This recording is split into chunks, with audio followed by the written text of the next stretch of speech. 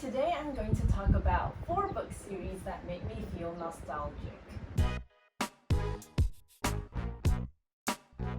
So nostalgic books for me are the books that I've read as a child and basically just reminds me of my childhood. So I think for a lot of people these would be books like Harry Potter or The Magic Tree House, but for me I've read The Magic Tree House. I've only read 2 books from The Magic Tree House, and I read Harry Potter for the first time in university. So my list might be quite different from yours, and if it's similar then that's awesome as well. I would love to reminisce about the past with you. So let's grab your coffees and let's get started. I think the first book would definitely be Boxcar Children by Gertrude Warner. So the author wrote 19 books originally, but I think up to this day there's like 100 plus books in that series, which is crazy. I remember picking that series up when I was around 5 or 6 years old, and that was the series that really got me into reading. And it's also the first book that's more than 100 plus pages, and it's not a picture book.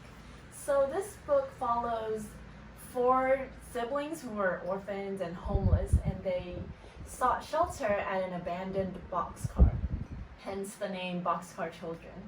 And eventually they actually met their grandfather, who adopted them and took them into his house and really just loved them and cared for them a lot.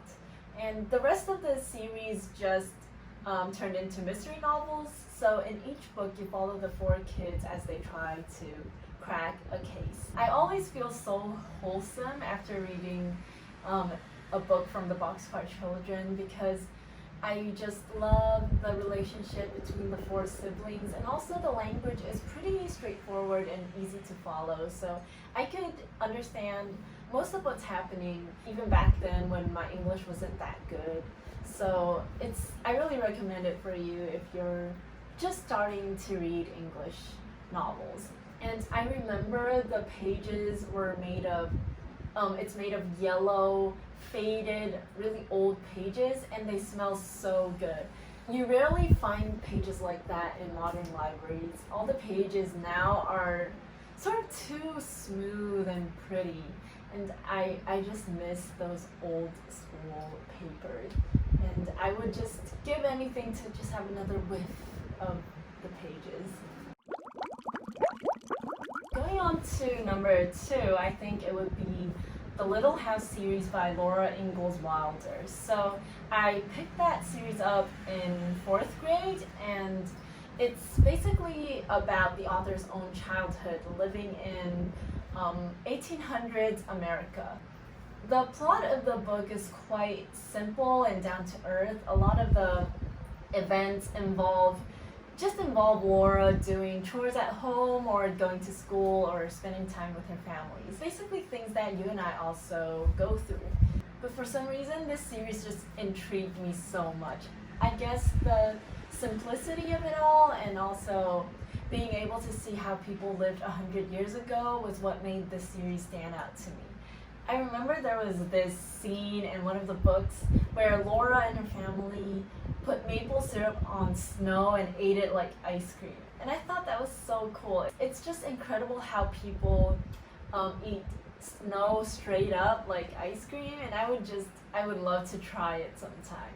The Little House series is also quite a bit longer than the Boxcar Children. So the Boxcar Children is like 100 or so pages, while Little House series are like 250 pages on average, I think.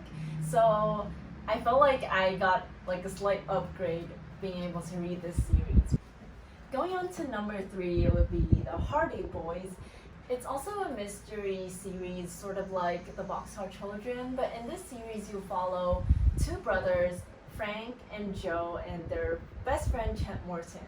And basically in every single book they try to crack a case. But the thing about this book is that it gets very repetitive after a while. Like in every single book, Frank and Joe would get attacked by a villain, and then they black out. And after they wake up, they find themselves bound and gagged with a lump on their head. It's repeated so many times I can literally memorize the lines to you right now. And in the end, Champ Morton would always be there to save the day.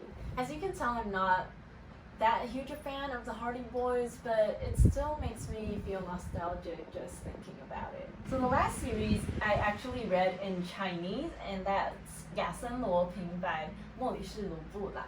So it's originally written in French with this title, Arsène Lupin. I think I'm saying it right. Arsène Lupin. Yep, Arsène Lupin. I took 2 years of French in uni just for this moment.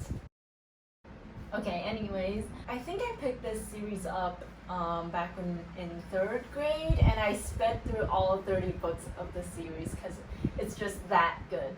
So Lupin is a detective and a thief simultaneously, and he steals from the rich but gives to the poor, kind of like Robin Hood. And he's also very talented. He can fight, and he can be a doctor when he wants to. And he's also really good at disguising himself. So he took on multiple identities throughout the series, so that at the start of each book, you never know who he's gonna be this time. And I remember in one of the books, he met Sherlock Holmes, the detective Sherlock Holmes, which was really interesting to read about. And also, I think since I read this book in Chinese, I actually learned quite a lot of Chinese idioms from reading this book. For example, I remember specifically 他的双眼炯炯有神 and 千钧一发, because one of the book titles was called 千钧一发, and that was how I learned these 成语. So that was an unexpected benefit of reading this book. So that was quite cool. Those are the 4 book series that make me feel very nostalgic. And you know, you're not as young as you think when you start reminiscing about the past. But anyways, I hope you enjoyed this video. I would love to know what your nostalgic reads are, and thank you so much for watching. I'll see you soon. Au revoir. Every time I really love